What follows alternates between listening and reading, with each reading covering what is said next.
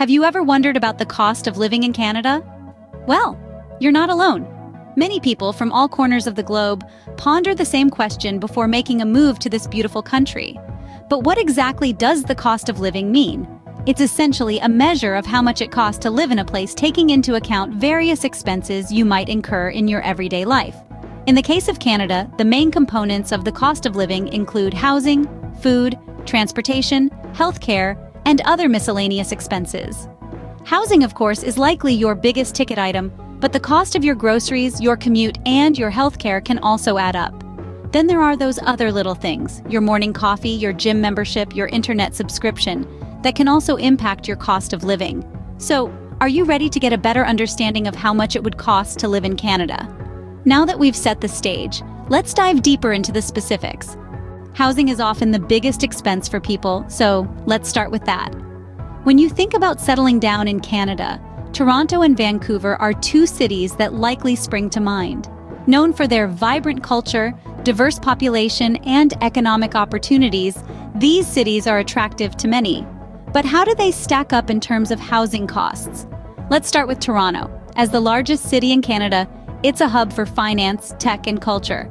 However, all this comes with a cost.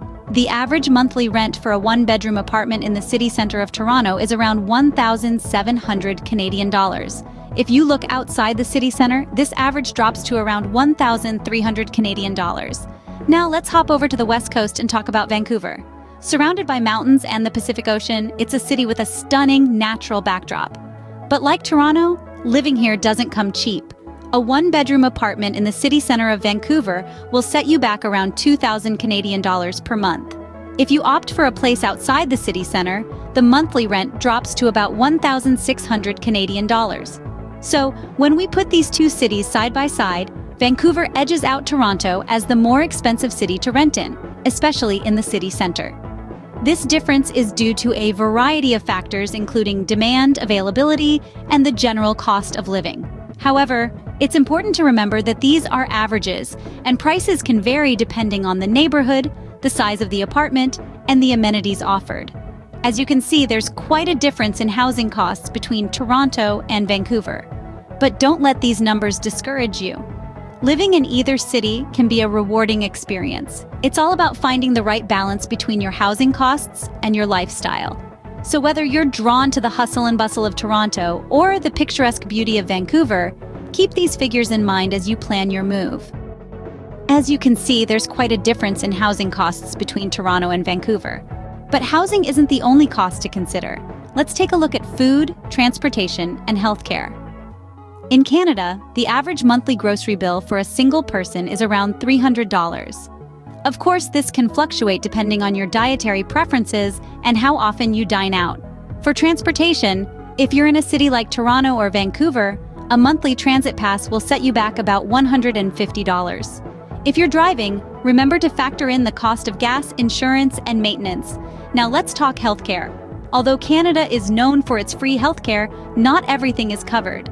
Prescription drugs, dental care, and vision care are usually out-of-pocket expenses unless you have private insurance.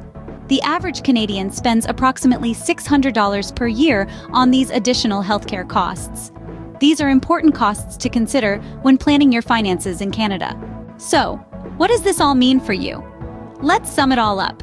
The cost of living in Canada is undeniably a significant aspect to consider. The average cost of living can vary, but it's essential to understand the various components involved. Housing, as we've discussed, can be quite different depending on the city. Toronto and Vancouver, for instance, have their unique price points. Vancouver tends to be pricier, while Toronto offers a more balanced range of housing options. Then there are the everyday expenses like food, transportation, and healthcare. These costs are reasonably consistent across the board, but they can add up and should certainly be factored into your budget. But above all, remember, these averages are just that, averages. Your personal expenses may be higher or lower, depending on your lifestyle and circumstances. Remember, cost of living is just one factor to consider when thinking about immigrating to Canada. It's important to do your own research and plan accordingly.